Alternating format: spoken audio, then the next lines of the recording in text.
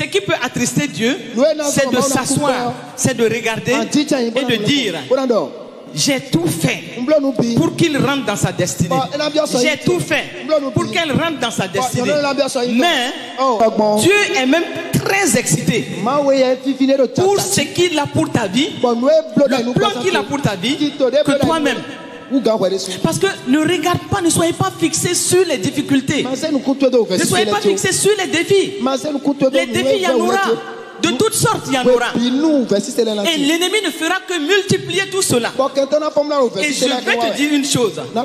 Plus ta destinée est grande, plus les difficultés seront énormes. Mais maintenant, si toi tu n'as pas la révélation, tu vas commencer à dire: à cause de tout ce dans lequel tu es, tu ne vois pas là où tu dois arriver.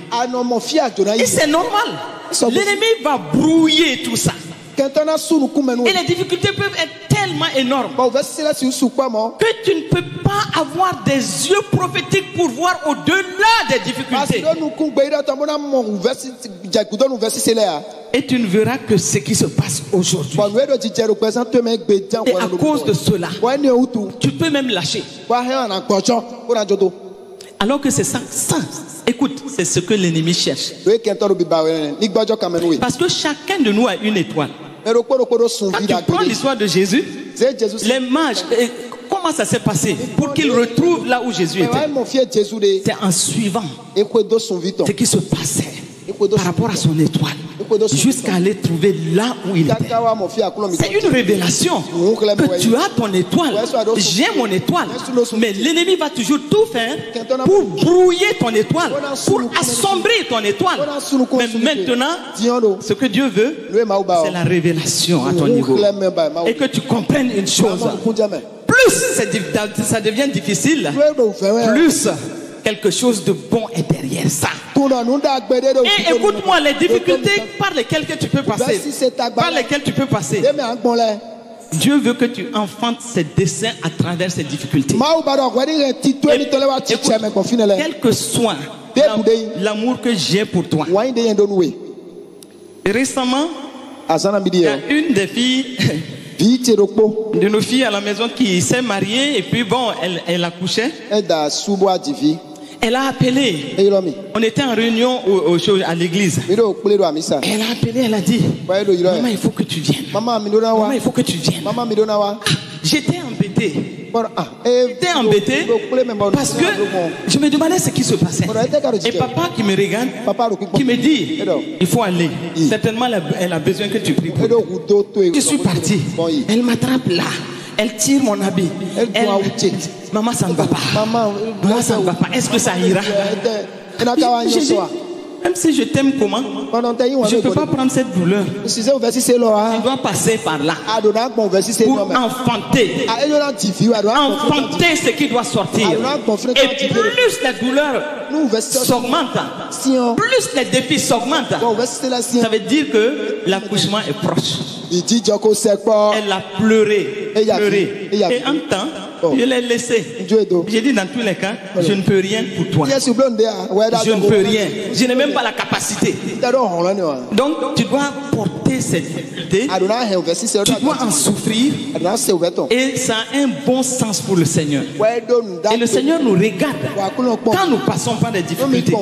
Comment nous passons par des difficultés?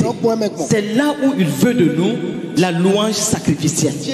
Ça ne va pas, mais Seigneur, je te loue parce que je sais que derrière cette difficulté, il y a quelque chose de bon que je vais enfanter. Les desseins de Dieu pour ta vie, tu dois les enfanter. Ah non, tu dois enfanter ces desseins. Et c'est pourquoi ne méprise pas les rencontres divines. Au moment où ça va se passer ainsi, Dieu va permettre des rencontres divines. Il va même venir à toi. Ne méprise pas les rencontres divines. Parce que, écoute, Dieu va venir d'une manière ou d'une autre.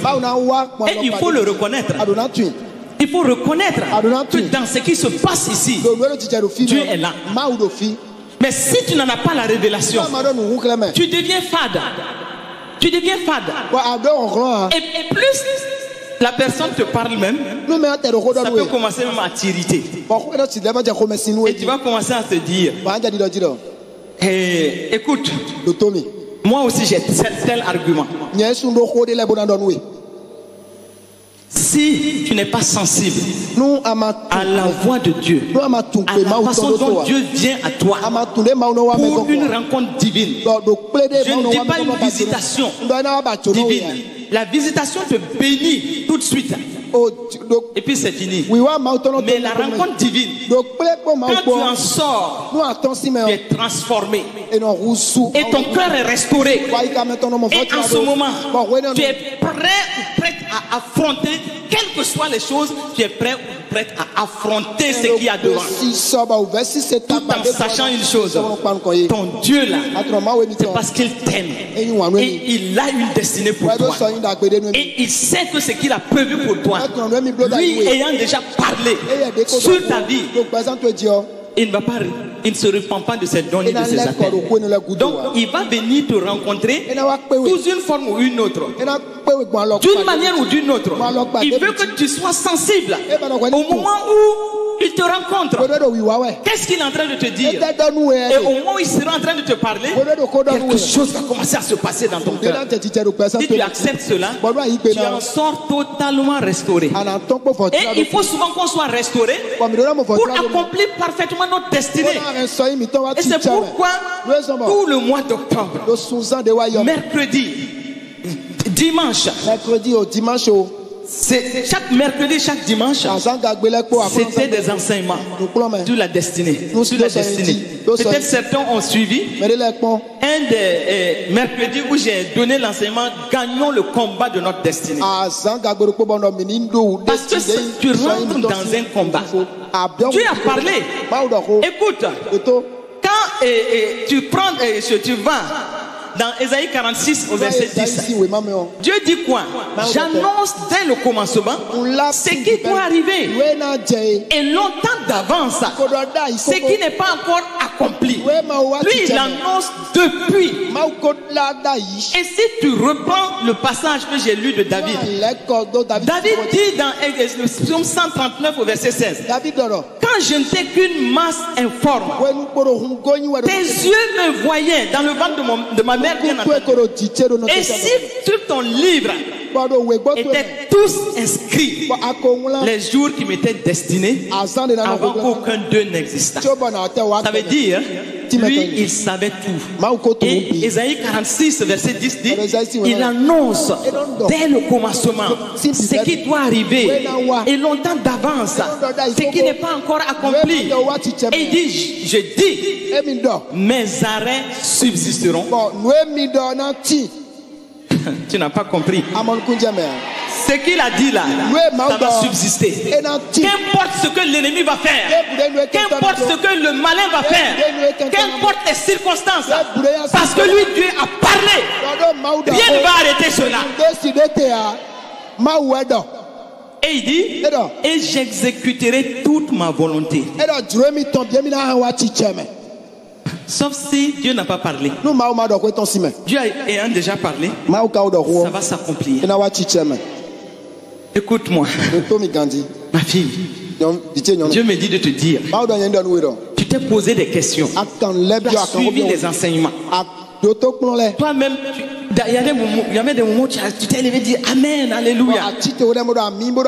Mais tu es reparti dans ta maison, sur ta couche, tu as pleuré, tes larmes étaient abondantes et tu as trempé ton oreiller de tes larmes. Et ce matin tu as dit Seigneur parle-moi. Et le Seigneur te dit, il a déjà relâché la parole sur ta vie. Il dit qu'il va exécuter toutes ses volontés. Toutes ses volontés seront exécutées. Parce que lui ayant déclaré, aucune circonstance ne peut arrêter, aucune méchanceté ne peut arrêter. L'ennemi ne peut pas prévaloir sur les enfants de Dieu. Et moi j'ai compris, on peut passer par des difficultés, on peut passer par des épreuves, mais il faut développer simplement la conscience de la présence de Dieu. Si Dieu dit sur ton livre de vie, tout était inscrit avant que cela n'existe, ça veut dire que jour après jour, heure après heure, minute après minute, ton Dieu est là. Il n'est pas loin, il est en toi, il est avec toi. Tout ce par quoi tu passes, il est là. Et surtout, fais attention, ne murmure pas. Rentre dans la louange sacrificielle. Et dans la louange sacrificielle, ton Dieu est là. Il va se lever et il va faire en sorte que tu aies de l'assurance. Même quand ça ne va pas, au moment où c'est dur, Seigneur, je te loue, je te rends grâce parce que tu es au courant de tout ce qui se passe. Je te rends grâce parce que je sais une chose, comme Romains 11, 29 le dit, tu ne te repens pas de tes dons ni de tes appels. La bénédiction est attachée à ma vie. Rien ne va me faire retourner de la bénédiction. Écoutez, la grâce de Dieu est manifeste dans la vie de chacun ce matin. Dis-moi un amen. Dis-moi un bon amen. Et tu vois, au moment où Jérémie, Dieu avait une grande mission pour Jérémie. Vous savez, on a beaucoup d'arguments. Et chacun de nous, tout appel authentique là, tu vas lutter.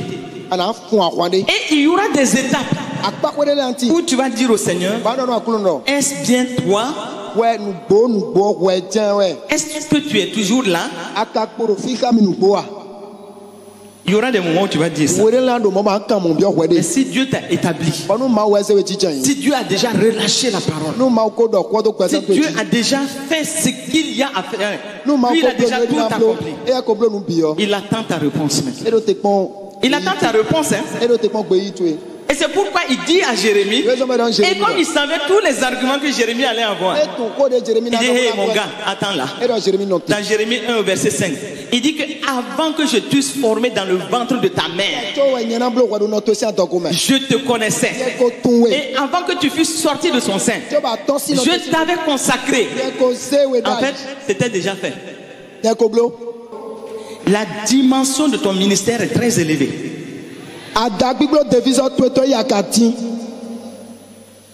Et quand tu vas passer d'un niveau à un autre, les défis vont venir, comme pour remettre en question. Mais au même moment, fais attention. Dieu te dit, moi je t'ai déjà établi. Si Dieu dit oui, qui peut dire non? Et puis il dit à Jérémie, attends, je t'avais consacré, je t'avais établi prophète des nations. Prophète des nations, c'est pas n'importe quoi. Non. Et c'est pourquoi, si tu n'es pas moulé dans les difficultés, parce que tu ne seras pas toujours compris. Il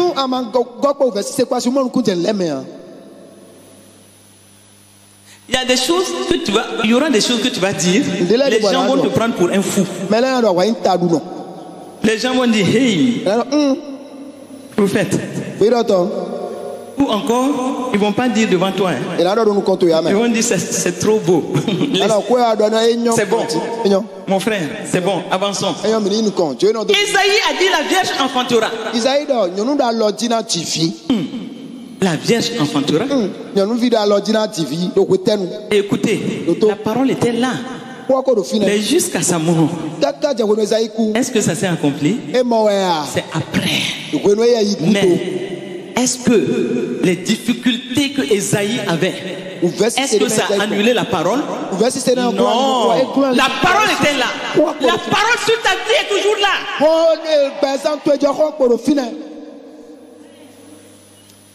Aucune difficulté ne peut annuler la parole de Dieu. Aucune difficulté.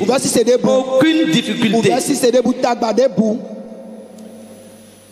Et Paul, et regardez le cas de Paul. Paul va dire dans Galates 1, 15, mais lorsqu'il plut à celui qui m'avait mis à part, dès le sein de ma mère, il avait mis Paul à part dès le sein de sa mère. Et il dit, et qu'il m'a appelé par sa grâce de révéler en moi son fils afin que je l'annonçasse parmi les païens. Aussitôt, je ne consultais ni la chair ni le sang. Ni la chair ni le sang. Mais est-ce que cette parole, quand Paul dit dès le sein de sa mère, il l'avait mis à part. Mais regardez comment Paul va vivre. C'était le persécuteur de l'église. Et plus le temps passait, plus son cœur était aiguisé dans comment persécuter l'église. Est-ce que ça a annulé la parole? Non. Dieu savait comment il allait l'attraper. Oui ou non? De persécuteur de l'église, Paul va devenir le prédicateur numéro 1 de l'évangile. Parce que la parole n'a pas changé. Et rien ne va changer la parole sur ta vie. Rien ne va changer la parole sur ta vie. C'est pourquoi, vous savez, c'est qui est le problème numéro 1 des enfants de Dieu. Malgré toute la révélation, tout ce que la parole de Dieu nous dit.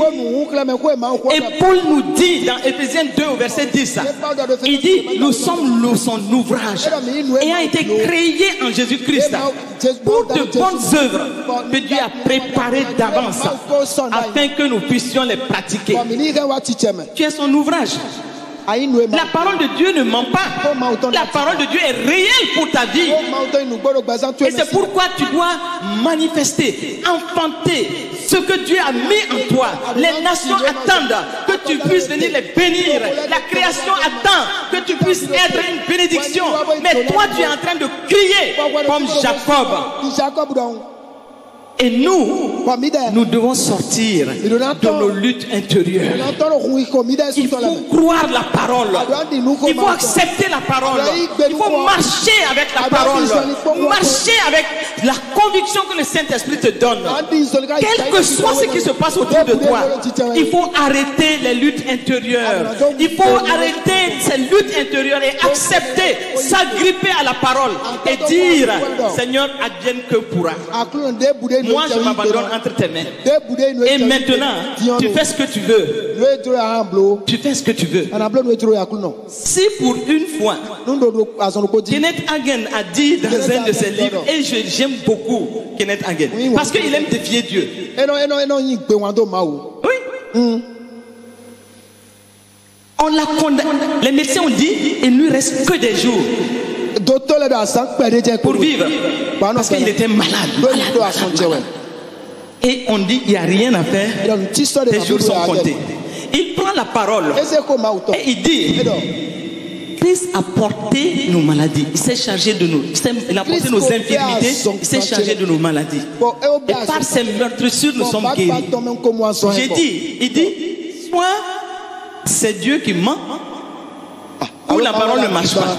De son lit d'hôpital, il dit, Seigneur, si dans une semaine je ne suis pas debout pour commencer à reprendre mes activités, c'est que ta parole ne sert qu'à être jetée dans la poubelle. Quand je lis ça, je dis, hey, quelqu'un qui parle à Dieu comme ça, mais souvent Dieu aime ça. Que tu dises, devant cette situation-là, moi j'attends. Je crois tellement en toi que j'attends de voir ce qui va se passer. Et avec foi, aïe aïe aïe, en ce moment quelque chose va commencer à bouger.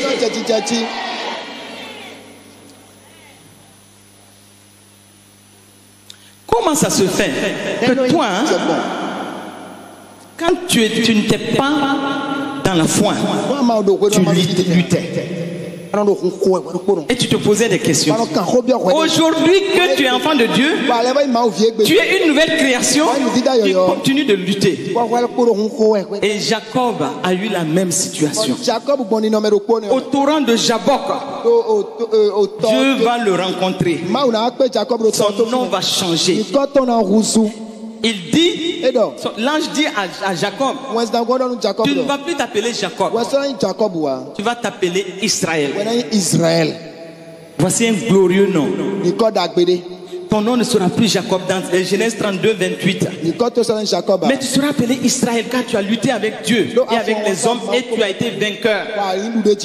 C'est pourquoi j'ai dit, conquérant vainqueur, accomplis ta destinée en Christ. Mais qu'est-ce qui va se passer? Toi, au moment où tu n'étais pas enfant de Dieu, et maintenant tu t'appelles nouvelle création. Les choses anciennes sont passées, toutes choses sont devenues nouvelles. Mais comment ça va se passer que malgré tout, tu es dans les mêmes luttes, les mêmes limitations, et tu gémis jour et nuit, tu poses des questions jusqu'à irriter le cœur de Dieu. Et Jacob dans Ésaïe 40, le verset 27, il a dit, Dieu parle à Jacob, Dieu parle à Israël. Donc quand tu n'étais pas à Jacob, et maintenant que tu es Israël, il dit, pourquoi dis-tu Jacob? Pourquoi dis-tu Israël? Ça veut dire, au moment où tu n'étais pas enfant de Dieu, dans la foi, tu gémissais, tu posais les mêmes questions. Maintenant que tu es une nouvelle création, tu continues à poser ces questions. Tu dis, ma destinée est cachée devant l'Éternel. Mon droit passe inaperçu devant mon Dieu. Mais qu'est-ce qui faisait crier Jacob? C'est le cri de sa destinée. Et je l'ai dit au début, tant que tu n'as pas la révélation, que Dieu là ne t'a pas fait venir sur cette terre pour juste par un hasard comme ça, et que ta vie est liée à un but, un appel, et Dieu ne se repent pas de ses dons ni de ses appels, tant que tu ne sais pas où tu en es, tu vas continuer à crier. Ce même cri de la destinée va continuer à retentir dans ton cœur, les mêmes insatisfactions, et souvent même d'autres vont jusqu'à commencer à regretter leur vie chrétienne. Vous savez, un jour, un pasteur qui croyait avoir tellement bien enseigné le peuple de Dieu, il a posé la question, il a dit que, mais qu'est-ce qu'il y a de plus merveilleux que cette vie? Et il pose la question, et donc il s'attendait à ce que chacun dise, vraiment c'est merveilleux. Nous sommes au bon endroit, à la bonne place, en train de jouer le meilleur rôle. Mais il était étonné quand plusieurs se sont levés, que eux ils regrettent leur vie passée. Le pasteur était choqué. Et ils ajoutent, il y a un qui a osé dire, n'eût été tout ce qu'on dit de l'enfer et de ses horreurs, que lui serait retourné dans sa vie passée.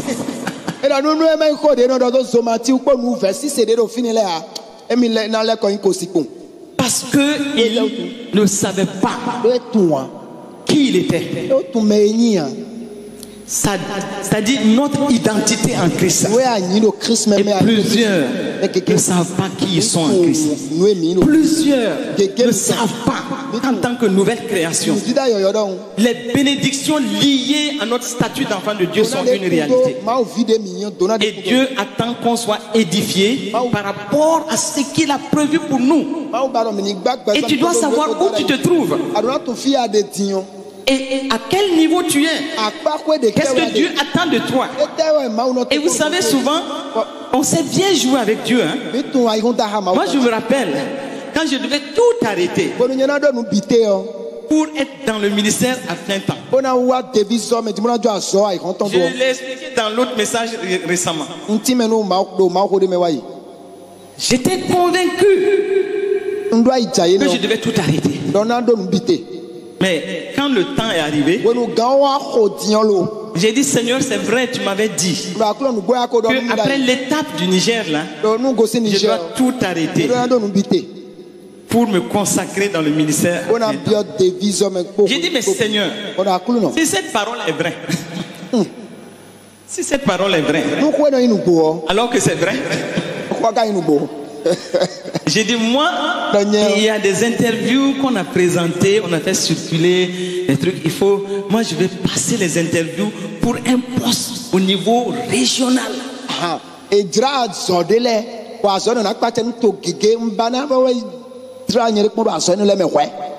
Parce Parce que c'était plus un poste au niveau d'un pays, mais dans la sous-région. J'ai dit, mais moi je vais passer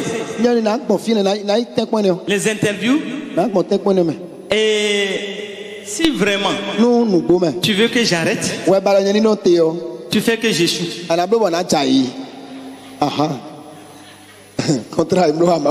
On manipule avec Dieu. Hein? J'ai dit, mais Seigneur, si je réussis, c'est que tu es dans l'affaire.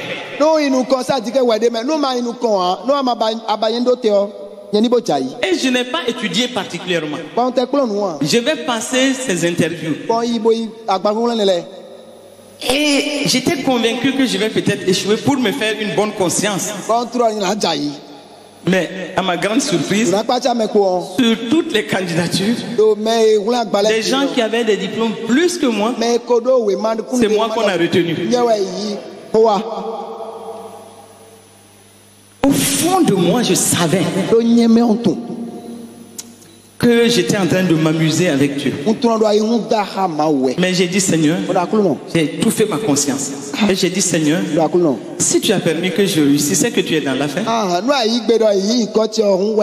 Et puis, Seigneur, l'argent que je vais avoir là, même le ministère a besoin de ça.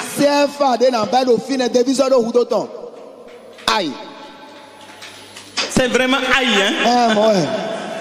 Mais quand tu es à un niveau où tu comprends les choses dans l'esprit, ne t'amuse pas avec Dieu. Parce que plus tu avances, le chemin devient intriqué. À des moments, c'est des grosses décisions qu'il faut prendre. Tu dois sortir de ta barbe, ne sachant pas ce qu'il y a devant, mais accepter, faire confiance au Seigneur. Parce que pour arriver devant, tu as besoin de sortir de ta barbe.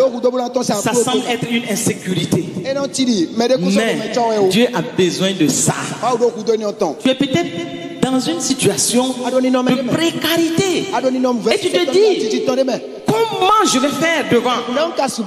Mais Dieu, il est là. Dès que tu acceptes faire comme ça, il te tient la main. Alléluia. Et il avance avec toi. Et il te démontre que là où tu étais avant, c'était rien. Et lui, en ce moment-là, il prend le relais et il s'occupe de ta vie dans les moindres détails. Et il te donne une assurance. Et tu sais que tu avances avec lui. Et rien ne va t'arrêter. Moi, j'ai fait ça. Et maintenant, j'allais de pays en pays, je faisais mes missions. Et quand on veut parler, je fais un beau témoignage. Vous savez, j'ai quitté, et Dieu m'a donné la promotion. Et puis je suis dans mon pays. Et vous voyez ce que Dieu va faire permettre. Écoutez bien. L'organisation dans laquelle j'étais n'était pas au Burkina. Et comme c'est une grosse organisation, il faut forcément être basé dans un pays où l'organisation se trouve. Maintenant j'ai dit, bon, je suis là avec papa. Je dois l'aider. Mais Dieu a permis que j'ai ce nouveau poste là. Et je suis allé plus loin. J'ai dit, Seigneur, comme tu es dans l'affaire, moi je vais oser demander au quartier général de notre organisation en Californie, je vais leur demander que l'organisation n'est pas au Burkina, mais qu'ils me permettent d'être basé au Burkina. Et cette fois-ci, avec encore l'espoir qu'ils vont dire non et tout. J'étais, voyez, parce que le fait que Dieu m'a parlé, et que je n'ai pas écouté, et que j'étais en train d'avancer, il me laissait faire. J'ai osé écrire. Et un jour, quelqu'un m'appelle de la Californie et me dit que mais toi tu as une drôle de tête. Qu'ils viennent de prendre en Californie une décision qu'ils n'ont jamais prise. J'ai dit c'est quoi? Ils te permettent de rester à Ouaga et de faire ton travail. Il faut acclamer. Moi, je ne vais pas acclamer. Donc de façon pointue comme ça, qu'est-ce qui peut me dire que Dieu n'est pas dans ça? Et j'avançais. Je rends gloire à Dieu. Tout le monde acclame. Mais je n'étais pas dans la volonté de Dieu. Jusqu'au jour où Dieu va me rattraper lors d'une mission aux États-Unis. Et j'arrive, je dois faire les communications pour l'organisation presque tous les jours. Et au même moment, la mission de Washington m'avait demandé d'animer un séminaire. Me voici en train de travailler dans la journée, en train de travailler dans la nuit, jusqu'à 4 heures du matin. Je ne dormais pas. Mais tout cela montrait que j'étais sorti de la volonté de Dieu. Pourquoi? Parce que je n'ai pas accepté sortir de ma barque. Et j'étais en train de préserver ce qui est financier, ce qui est matériel, au détriment de la volonté parfaite de Dieu. Jusqu'au moment où Dieu va me rattraper et il va me parler. Vas-tu continuer comme ainsi? Et jusqu'au jour où moi-même en pleurant, j'ai dit, je sais que je ne suis pas sur la voie. Mais tout était raffiné comme ça. Il fallait une écoute attentive du Saint-Esprit pour comprendre vraiment que en fait j'avais lâché le chemin depuis longtemps. Jusqu'au jour où je vais avoir une rencontre divine. Mais à travers une servante qui vient au Burkina pour bénir la maison d'un de leurs fidèles. Et elle vient à la maison. Je suis venu te saluer. Je suis venu du Niger. Tout va bien. Les gens demandent après toi. Les gens disent de te saluer. Et tout d'un coup, elle me regarde. Elle dit, mais Dieu me dit de te demander qu'est-ce que tu cherches encore à World Vision.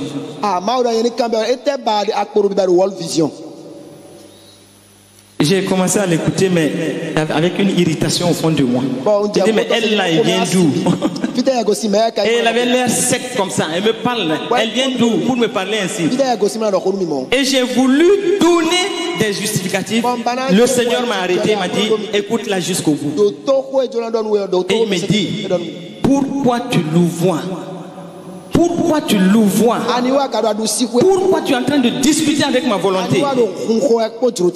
Tu dois arrêter pour faire pleinement ma volonté. Parce qu'en avançant dans le chemin de notre destinée, il y a des moments de défi où il y a des choix à faire. Tu es un conquérant vainqueur. Tu dois accomplir ta destinée.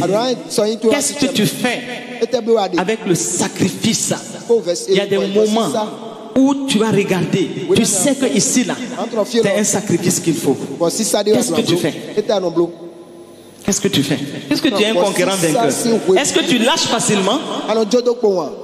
Est-ce que tu lâches en disant, Seigneur, je compte sur toi? Parce que chaque destinée a ses ennemis. Les ennemis de ta destinée ne sont pas les ennemis de ma destinée.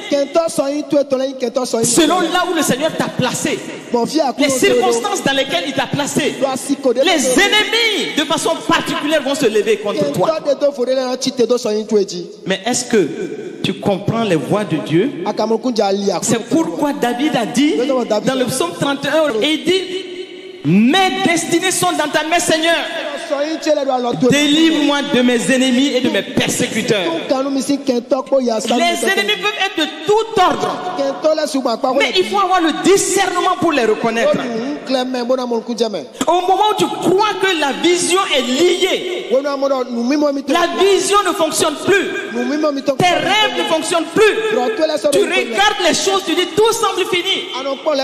Le Seigneur te dit, il y a des ennemis de ta destinée.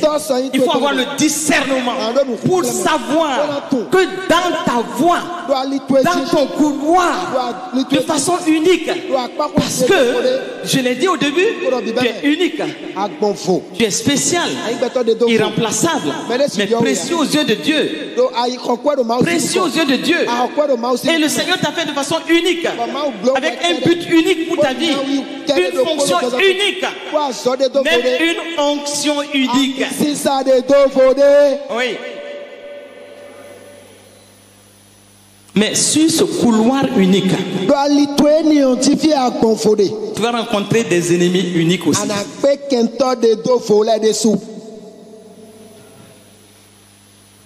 Et je l'ai dit, plus tu dois monter haut,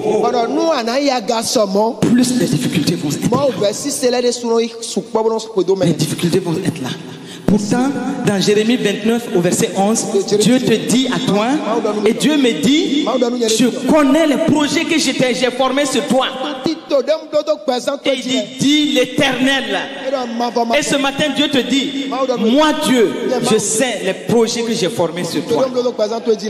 Projet de paix et non de malheur. Je vais te donner un avenir et de l'espérance. Notre Dieu est un Dieu de ta destinée et qui est prêt à te défendre sur ce chemin. Je dirais que tu es un investissement de Dieu sur cette terre. Dieu compte sur toi et sur toi seul pour accomplir des desseins uniques dans son royaume. Il y a une œuvre particulière dans ce Bénin, à Cotonou. Il y a une œuvre particulière que tu dois accomplir, mais qui a ses ennemis. Et ces ennemis, laisse-les entre les mains du Seigneur. Laisse-les entre les mains du Seigneur. Et donc, tu dois à la fin de ta vie. Vous savez, on a beaucoup de luttes sur cette terre. Mais on ne pense pas à la fin. Jésus, au moment où il s'apprêtait à quitter cette terre, il a dit dans Jean 17,4, il dit, je t'ai glorifié sur la terre. J'ai achevé l'œuvre que tu m'as donnée à faire de façon unique. Je t'ai glorifié, j'ai achevé l'œuvre.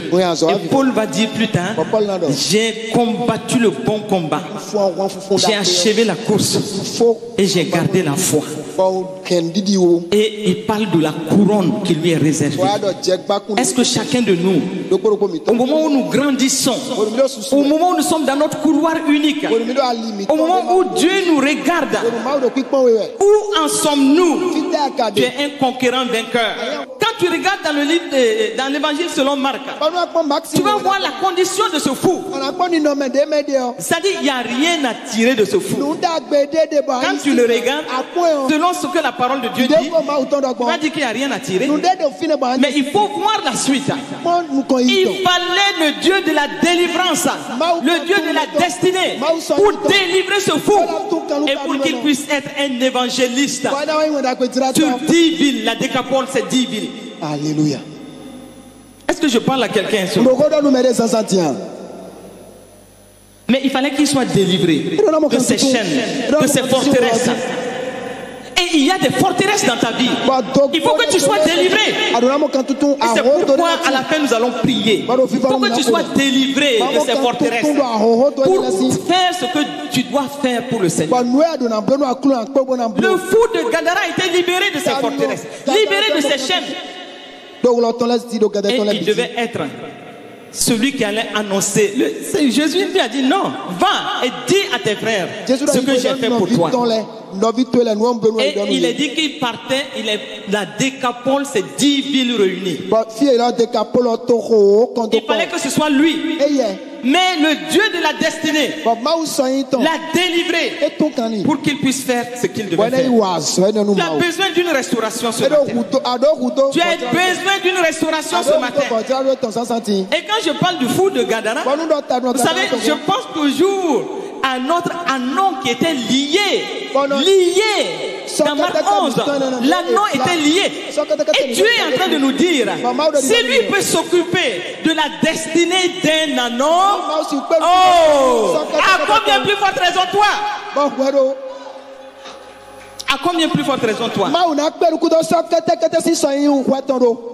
Regarde, Dieu parle de cet anneau depuis Zacharie 9:9. 400 ans avant, Dieu était en train de parler de l'anneau qui devait accomplir une œuvre. Dieu va plus bas pour te convaincre aujourd'hui que si lui peut s'occuper de la destinée d'un anneau, à plus forte raison toi, racheté par le sang de Jésus. Zacharie 9:9. Regarde ce qu'il a dit. Il a dit, sois transporté d'allégresse, fille de Sion. Pousse des cris de joie, fille de Jérusalem. Voici ton roi vient à toi. Il est juste et victorieux. Il est humble et monté sur un âne. Sur un âne, le petit d'une ânesse. Est-ce que ce n'est pas de notre âne? C'est de cet âne. 400 ans avant. Est-ce que l'âne était né? Jésus même dans la chair, est-ce qu'il était né? Non. Je suis en train de te révéler que ton Dieu te connaît, il te connaît, il te connaît, il te connaît, il te connaît. Dieu ayant parlé, il y a eu une prophétie dans Matthieu 21, le verset 4 et 5, où il est dit, or tout ceci arriva afin que s'accomplisse ce que le prophète avait annoncé.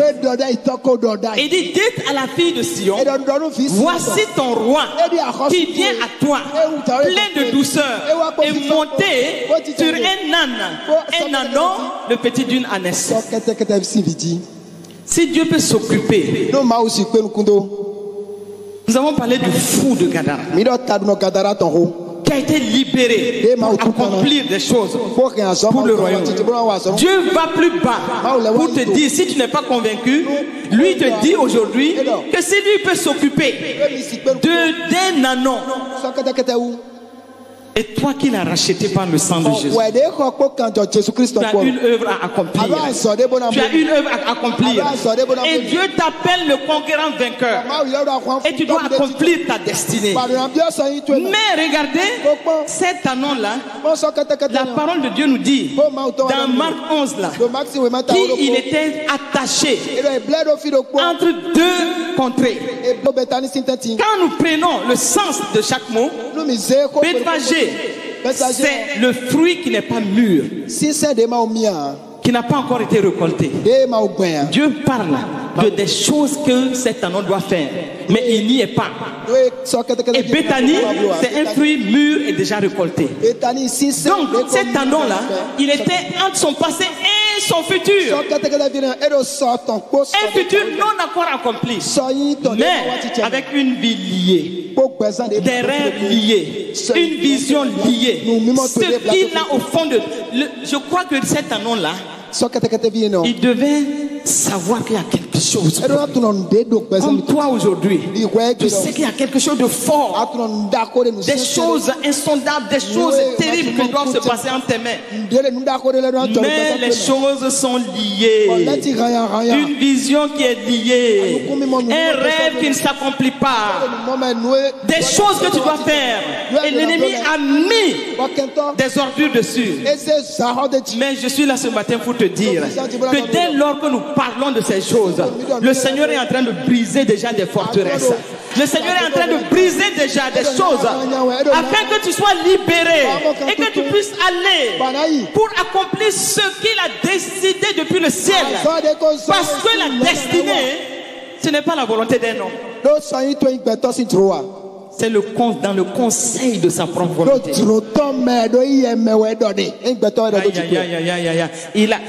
Dans le conseil de sa destinée, de sa volonté, il a décidé que c'est toi seul qui dois faire ces choses. Écoute, c'est pourquoi il ne faut pas manifester de jalousie. Moi, j'ai dit, ceux qui se lèvent et qui parlent quelque chose, j'ai dit, hey, moi, je sais ce que je dois faire pour le Seigneur. Toi, cherche d'abord à savoir. Tu ne sais même pas. Parce que si tu savais, tu n'allais pas gaspiller ton temps. Moi, je garde mon cœur. Et c'est pourquoi, quel que soit ce que l'ennemi va faire à travers des hommes, garde ton cœur plus que toute autre chose. Proverbe 4, 23 dit, le sage nous dit, garde ton cœur plus que toute autre chose. Car de lui viennent les sources de la vie. Continue d'aimer même tes ennemis, ceux même que tu reconnais comme les auteurs de certaines choses. Oh, pardonne-les, libère ton cœur, parce que ils ont fait cela pour ta propre formation. Tu dois être formé. Sinon devant, ce que tu vas avoir c'est plus grand. Tu vas faire comment? Tu vas faire comment? Il faut que ton cœur soit formé, moulé dans l'amour. Sois focalisé sur ton couloir, sur ta destinée, les choses que tu dois faire. Et aussi, le psaume 141 dit, au verset 3, David dit, Seigneur, mets une garde à ma bouche. Et dans certaines versions, il dit, monte la garde devant ma bouche. Que ma bouche ne me trahisse pas. Et que tes pensées, Philippiens 4:8 le dit, que tout ce qui est vrai, tout ce qui est honorable, tout ce qui est juste, tout ce qui est vertueux et digne de louange, que cela soit l'objet de tes pensées. Fixe-toi. Je dis encore, fixe-toi sur ce qui te concerne. Fixe-toi sur ce qui te concerne. Fixe-toi sur ton couloir. Des choses peuvent se passer, mais redresse-toi. Et que tes épaules soient carrées.